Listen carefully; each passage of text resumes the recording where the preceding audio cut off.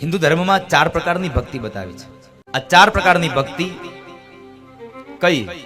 તામસ, રજસ, સત્વ અને નિર્ગુણા. ખાસ ખ્યાલ આપજો, આ 4 પ્રકારની ભક્તિ. અને આ 4 પ્રકારની ભક્તિ શા ફળ હોય? 4 પ્રકારની ભક્તિમાં શું ફળ? પહેલી વેલી ભક્તિ તામસ ભક્તિ. તામસ ભક્તિ એટલે શું મળે? તો કહે છે બીજાનું અહિત કરવા માટે જે ભક્તિ કરવામાં આવે છે એ તામસ ભક્તિ છે. ભગવાન આનું આમ કરી નાખજો, આનું આમ કરી નાખજો, આ તામસ ભક્તિ. ત્યારબાદ રજસ ભક્તિ. રજો ભક્તિ કઈ? તો કહે છે તમારા જીવન માટે ભૌતિક વાસનાઓને જે માગો છો, ભૌતિક સુખોને માગો, એ રજો ભક્તિ છે. ત્યારબાદ સત્વ ભક્તિ. સત્વ ભક્તિમાં પૈસો ન માગે, પણ સત્વ ભક્તિમાં માણસ મોક્ષ માગે છે, મુક્તિ માગે છે. પણ આ ત્રણેય ભક્તિ કરતા જો સર્વશ્રેષ્ઠ કોઈ ભક્તિ હોય તો નિર્ગુણા ભક્તિ છે. આ જગતનો ભક્ત ભગવાનની ભક્તિ કરે પણ ભક્તિના બદલામાં કશું ન માગે, અરે મોક્ષ પણ ન માગે, એ આ સમાજની નિર્ગુણા ભક્તિ છે. માટે ભક્તિ કરવાની ઈચ્છા થાય તો નિર્ગુણા ભક્તિમાં ભગવાનની ભક્તિ માગો, ભક્તિ કરો, પણ ભગવાન પાસે કઈ ન માગો. એટલે તો મહાપુરુષોને કહેવું પડે, ભગવાન કો ચાહો લેકિન ભગવાન સે કુછ ન ચાહો. ભગવાન કો ચાહો લેકિન ભગવાન સે કુછ ન ચાહો. પણ અત્યારે આ દુનિયાનો સમય થયો છે ને સાહેબ, આ કળયુગ. ભગવાનથી ચાહવા વાળા લોકો વધી ગયા, ભગવાનને ચાહવા વાળા બહુ ઓછા થઈ ગયા. માને માધ્યમ બનાવી અને ભગવાને કપિલ ગીતાનો ઉપદેશ આપ્યો, માં સાધુ પુરુષનો સંગ કરજો, સંતોનો સંગ કરજો, સંતોનો સંગ કરજો. શબ્દ સાંભળ્યા એટલે એ જ સમયે માએ પ્રશ્ન કર્યો, પ્રભુ આ દુનિયામાં સંત કોને કહેવાય? સંત કોને કહેવાય? ત્યારે ભગવાન બોલ્યા છે, માં જેની આંખમાં દરેક જીવાત્મા પ્રત્યે દયા અને પ્રેમ ભર્યો છે ને, કરુણા ભરી છે, એ આ જગતનો સાચો સંત છે. જે સાધુને બીજાનું દુઃખ જોઈ અને દુઃખ થાય છે, એ આ જગતનો સાધુ છે. સાધુ કોને કહેવાય એનું એક દૃષ્ટાંત આપું આપને. માં સાધુ કોને કહેવાય એની વાત સાંભળો. એક વખતના સમયે મધ્યાંતરનો સૂર્ય બરાબર ઉપર તપે છે અને તપતા સૂર્યની અંદર એ 12 બપોરે ભર તડકામાં એક યુવાન સ્ત્રી ઘરેથી નીકળી ગઈ અને ગામના પાદરમાં જઈ અને જ્યાં કૂવામાં પડવા જાય ત્યાં એક મહાપુરુષે આવીને હાથ પકડ્યો, બેન, એ દીકરી, શું કરે છે બાપા તું? આ આત્મહત્યા કરવા આવી છે? હા બાપજી, મને આત્મહત્યા કરી લેવા દો. અરે પણ દીકરી, શું થયું બાપ? એવું તે તારા ઉપર શું દુઃખ આવ્યું કે તારે મરી જવું પડે છે? મહારાજ, હું આ દુઃખને તમને નહીં કહી શકું, કારણ મારી જિંદગીમાં એક ભૂલ થઈ ગઈ છે મારાથી. અરે દીકરી, શું ભૂલ થઈ? બાપજી, સંસારમાં મારાથી એક ભૂલ એવી થઈ, મને એક માણસથી પ્રેમ થયો, લગાવ થયો. એક માણસે મને છેતરી, મારી સાથે લગ્નનો વાયદો આપી અને મારી સાથેના સંબંધો બાંધ્યા. અને એ સંબંધોમાં મારા ઉદરમાં એક બાળક રહ્યું છે અને એ બાળકનો બાપ હવે એમ કહે છે કે હું તારી સાથે લગ્ન નહીં કરું. અને મારા સમાજના, મારા પરિવારના સભ્યોને ખબર પડી ગઈ છે કે મારા ઉદરમાં બાળક છે અને મારા સમાજના લોકો એમ કહે છે કે બાળકના બાપનું નામ આપે તો ઠીક છે, નહીં તો આને સમાજની બહાર કાઢી મૂકો, જ્ઞાતિની બહાર મૂકી દો આને. મહારાજ, હું મારા ઉદરમાં રહેલા બાળકના બાપનું નામ ક્યારેય નથી આપી શકું તેમ, અને મારો સમાજ મને જ્ઞાતિની બહાર કાઢે એ દુઃખ મારાથી સહન થાય નથી, માટે મને મરી જવા દો. સાધુ પુરુષ એટલું કીધું કે દીકરી, તારા ઉદરમાં રહેલા બાળકના બાપનું નામ જો તું તારા પરિવાર લોકોને આપી દે તો તારો જીવ બચી જાય, બાપુ બચી જાય. પણ હું મારા આ બાળકના બાપનું નામ નથી આપી શકું તેમ. દીકરી, તારો જીવ અને તારા ઉદરમાં રહેલા બાળકનો જીવ જો બચી જતો હોય ને તો જા, એક કામ કર, તારા ઘરે જઈ તારા પરિવારના લોકો તને પ્રશ્ન કરે કે તારા ઉદરમાં રહેલા બાળકનો બાપ કોણ છે, તો એ બાળકના બાપનું નામ જ્યારે પૂછે ને ત્યારે બેફિકર કહી દેજે કે મારા બાળકના બાપનું નામ સંત મૂળદાસ છે. મારા ઉદરમાં રહેલા બાળકનું બાપ સંત મૂળદાસ છે. અરે બાપુ, આ સમાજના લોકો તમને ટીકા કરશે, તમને મારશે. દીકરી, તારો જીવ બચી જતો હોય ને તો સમાજની ટીકાની અને સમાજના મારની પણ મને પરવા નથી સાહેબ. આ દુનિયામાં જે જીવાત્માઓની માટે થઈ અને પોતાનું અસ્તિત્વને ખોવા ઊભા થઈ જાય ને એ આ જગતનો સાચો સાધુ પુરુષ છે, સાચો સંત છે બાપ.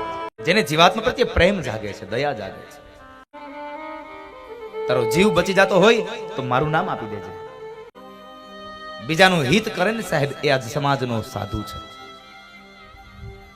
એક સંત મૂળદાસ એમ કહે છે કે તારા ઉદરમાં રહેલા બાળકનો બાપ મારું નામ દેજે.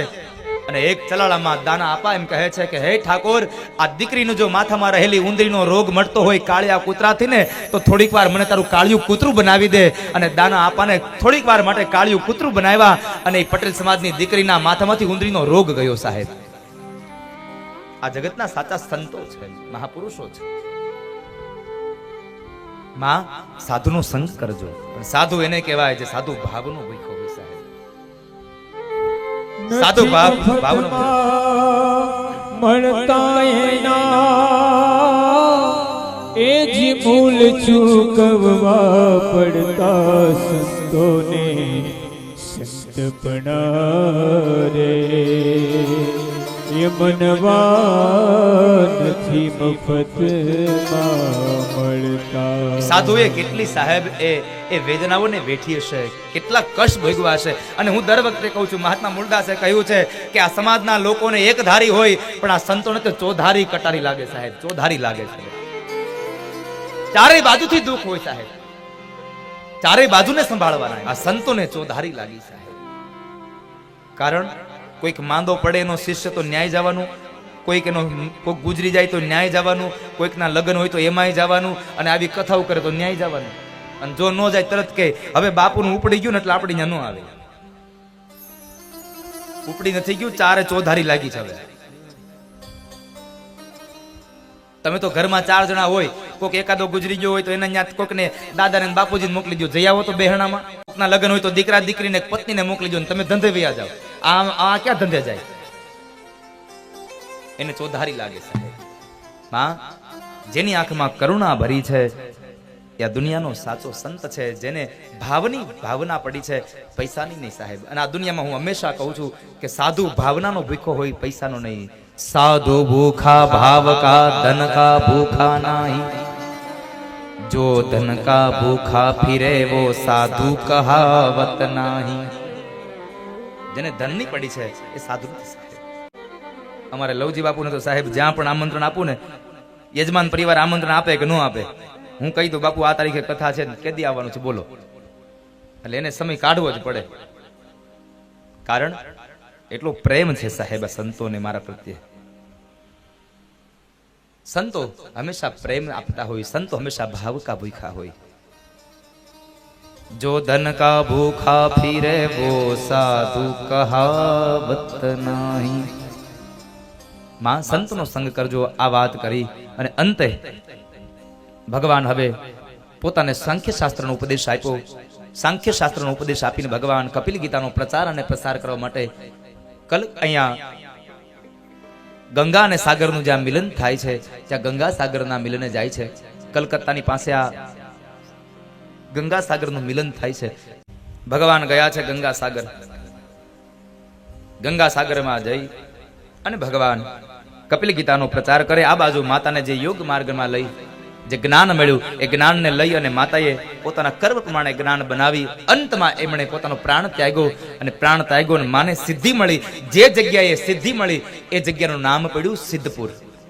બિંદુ સરોવરના કિનારે સિદ્ધપુર બન્યું. એ સિદ્ધપુરમાં પણ જઈ આજ પણ કળિયુગનો કોઈ દીકરો માની જો પિંડાન વિધિ કરે તો ત્યાં માને મુક્તિ મળે છે.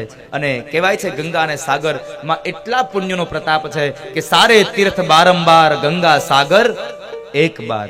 એક વખત તમે ગંગા સાગરમાં જાઓ એટલે અન્ય તીર્થોમાં તમે વારંવાર જાઓ એના કરતા વધારે ફળ અહીંયા મળે છે. એ કથા બતાવી અને ત્રીજા સ્કંદની પૂર્ણાહુતિ કરી અને હવે ચોથા સ્કંદની કથામાં પ્રવેશ કરાવે. ચોથા સ્કંદમાં પ્રવેશ કરાવે અને એ ચોથો સ્કંદ ભગવાન બાદરાઈને બોલ્યા છે. યોંતઃ પ્રવિશ્ય મમ વાચમિમાં પ્રસૂક્તા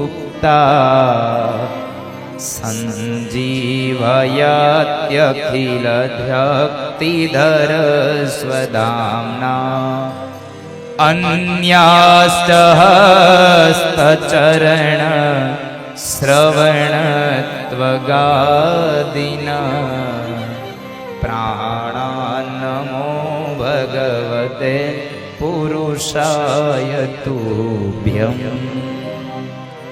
प्राणान्नमो भगवते पुरुषाय तुभ्यम्।